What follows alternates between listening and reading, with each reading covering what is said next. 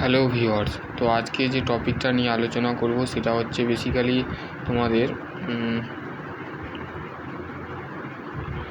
তোমাদের যেটা আজকে আলোচনা করব সেটা হচ্ছে ভ্যাকেন্সি অফ নোটিশ যেটা আপডেট হয়েছে সেটা হচ্ছে রেলের তরফ থেকে রিক্রুটমেন্ট বেরিয়েছে। Recruitment of direct recruitment basics of closing date দেখো 24 তারিখ গতকাল তোমাদের এই আপডেটটা দিয়েছে 24/3। আর মে মাসে 2025 তোমাদের কম্পিউটার বেসড টেস্ট হবে, ঠিক আছে। তো দেখো পদ কি সিলেকশন কীভাবে হবে, দেখো নেম অফ পোস্ট একটা হচ্ছে জুনিয়র ইঞ্জিনিয়ারিং ইলেকট্রিক্যাল পোস্টে আছে, যেটা স্যালারি আছে 22,800 থেকে 75,850 টাকা। টোটাল ভ্যাকেন্সি কত আছে 16টা। ইউআরদের ক্ষেত্রে একটা, ইউআরদের ক্যাটাগরির ক্ষেত্রে 8টা ভ্যাকেন্সি আছে, ঠিক আছে। মেনলি তারপর হচ্ছে এক্স সার্ভিসম্যানের ক্ষেত্রে একটা, ওবিসির ক্ষেত্রে 4টে, এসসির ক্ষেত্রে 2টো, আর এসটির ক্ষেত্রে একটা, মোট 16টা ভ্যাকেন্সি। জুনিয়রিং ইঞ্জিনিয়ারিং ইলেকট্রনিক্সের ক্ষেত্রে 16টা, জুনিয়রিং ইঞ্জিনিয়ারিং মেকানিক্যাল ইঞ্জিনিয়ারিং তো তার ক্ষেত্রে 3টে পোস্ট আছে। ইউআর ক্যাটাগরির ক্ষেত্রে 3টে পোস্ট আছে, ঠিক আছে। এগুলো তো ফাঁকা আছে, মানে এদের পোস্ট নেই। ওবিসি ক্যান্ডিডেট ইউআরদের জন্য আছে। আর জুনিয়র মেনটেন্যান্স ক্ষেত্রে অ্যাসিস্ট্যান্ট কোঅপারেটর একটা, সবথেকে বেশি তোমার ভ্যাকেন্সি আছে বলতে গেলে 10টা আছে। Junior maintenance electrical, junior maintenance মেকানিক্যালের ক্ষেত্রে 6টা আছে, ঠিক আছে। মোট 10টা ভ্যাকেন্সি, ঠিক আছে। তো অ্যাসিস্ট্যান্ট এইচআরের ক্ষেত্রে দেখো এখানে বিভিন্ন ধরনের বলতে গেলে বলছে PWB of the following the category, এই ক্যাটাগরির মধ্যে যারা পড়ে তারা এখানে অ্যাপ্লাই করতে পারবে, ঠিক আছে।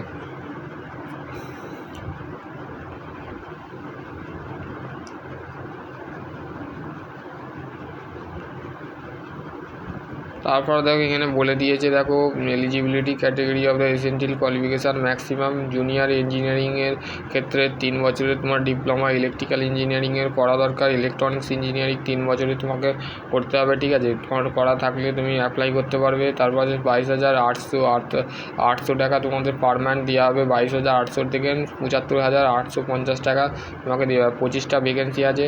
আর তোমাদের জুনিয়র ইঞ্জিনিয়ারিং ইলেকট্রনিক্স ক্ষেত্রে 25টা, প্রত্যেকটা দেখো 25টা করে ভ্যাকেন্সি আছে। Assistant HR, programming, civil engineering 3 ইয়ার্সের তোমরা যদি ডিপ্লোমা ইঞ্জিনিয়ারিং করো তারাও তোমরা অ্যাপ্লাই করতে পারবে। আর যদি বিএসসি 3 বছরের যদি ডিপ্লোমা কম্পিউটার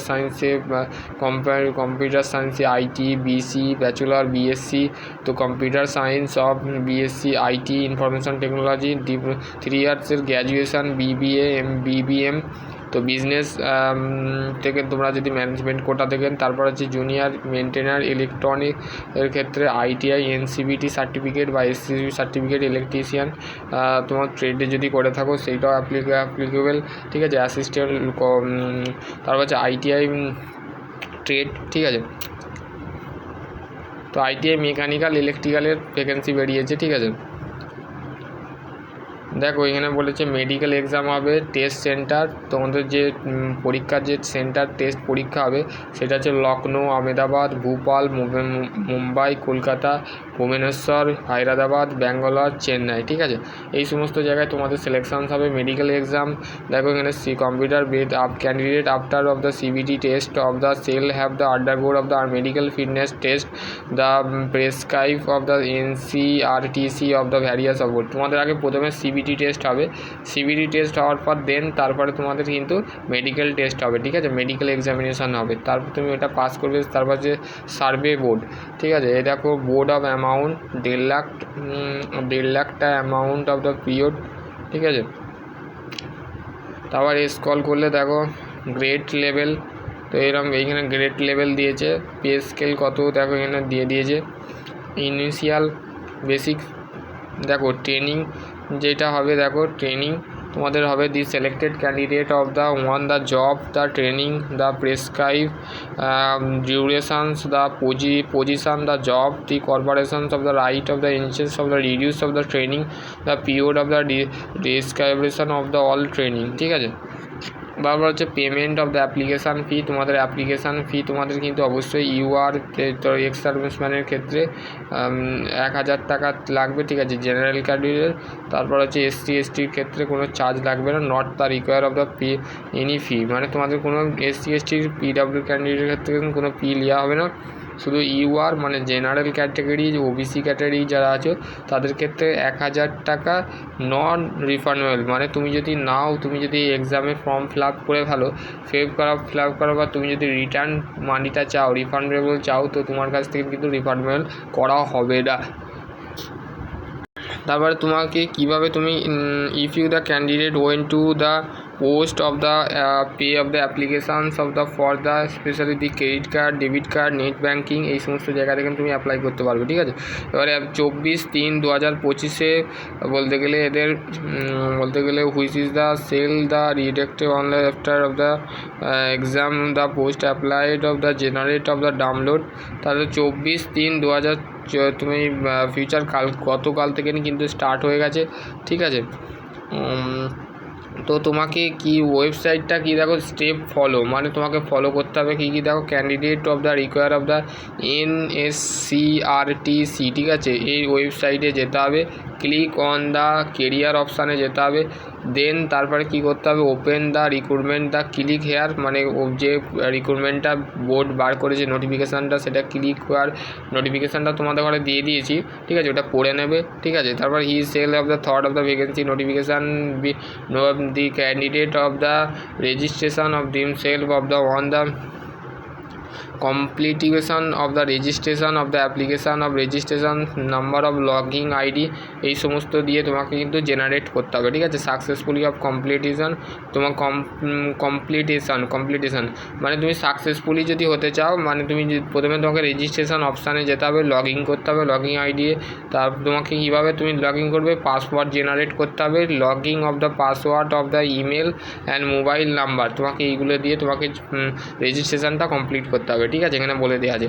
তারপর হচ্ছে নেক্সট হচ্ছে দেখো 4 KB অ্যান্ড GB ফরম্যাট দিয়ে সিগনেচার তোমাকে করতে হবে, ঠিক আছে, মানে 4 KB মানে 4 কিলো সাইজে তোমাকে একটা JPG ফরম্যাট বানাতে হবে, ঠিক আছে। JPG ফরম্যাট যেগুলো হয় নর্মালি যে PDF-এরই মতন হয়, ঠিক আছে, ওইটা বানাতে হবে, ঠিক আছে। ওইখানে বানিয়ে তোমাকে কিন্তু একটা সিগনেচার করতে হবে, ঠিক আছে, সিগনেচার করে তোমাকে এটাকে রাখতে হবে, ঠিক আছে। তারপর তোমার এটা দেখো, we candidate of the application make of payment of 24/4/2025, মানে তুমি 1 মাস টানা হাতে পাচ্ছ, ঠিক আছে। 24/3 স্টার্ট হলো, আর পরের মাসে 24 তারিখে কিন্তু এটা ক্লোজ হয়ে যাবে, এটা বলে দিয়ে আছে, ঠিক আছে। এবার দেখো এখানে ম্যাপিং দ্য ইঞ্জিনিয়ারিং ডিসিপ্লিন, দেখো কোন এখানে মেকানিক্যাল ডিসিপ্লিন দিয়েছে, দেখো mechanical engineering, production engineering, assemble engineering, automobile engineering, তারপর machine automobile assemble engineering, automobile engineering, manufacturing ইংরেজি, mechatronics engineering, industrial engineering, tool machine tool drive, electrical ইঞ্জিনিয়ারিংয়ের ক্ষেত্রে electronic engineering, electrical and electronics engineering, electrical engineering, electronic communication engineering, ঠিক আছে। এইগুলো তোমাদের civil ইঞ্জিনিয়ারিংয়ের তো কোনো ভাগ থাকে না, তো এইগুলো তোমাদের ইনফরমেশান টেকনোলজি। এবার তোমাকে এই যে পোস্টের যে অ্যাপ্রোডিক্স certificate of physical of the limitation of the examination right, তোমাকে এই ফর্মটা ফিল আপ করতে হবে, ঠিক আছে। ফিল আপ করে এই যে letter of the undertaking of the using the own scribe, ঠিক আছে, তোমার সিগনেচার দেবে, ঠিক আছে। এখানে ফর্মটা ফিল আপ করবে, তুমি আই এম তোমার যে ক্যান্ডিডেট উইথ নেম, তোমার নেম দেবে, ঠিক আছে। তারপর সেন্টার, ডিস্ট্রিক্ট, এই সমস্তগুলো দিয়ে তোমাকে যে ঠিকানায় পাঠাতে হবে, দেখো এখানে বলে দেওয়া আছে যে candidate should be refer the employment news NCRTC website only of the vendor the publish of the, এই যে ওয়েবসাইটটা আছে এইখানে মনে হয় পাঠাতে হবে, ঠিক আছে। তোমাদের ঘরে কারেন্টলি আমি এখানে বলতে পারছি না, তো তুমি আগে ফর্মটা ফিল আপ করো অনলাইনে, ঠিক আছে। তারপরে তোমাকে আমি ওইটা মেডিকেল এক্সামের জন্য, ঠিক আছে, ওইটা বার করে নেবে, ঠিক আছে। তো আশা করছি তোমরা বুঝতে পারবে। নেক্সট ভিডিওয়ে আমি অন্য কিছু নিয়ে আলোচনা করব। ততক্ষণ ভালো থেকো, সুস্থ থেকো, থ্যাংক ইউ।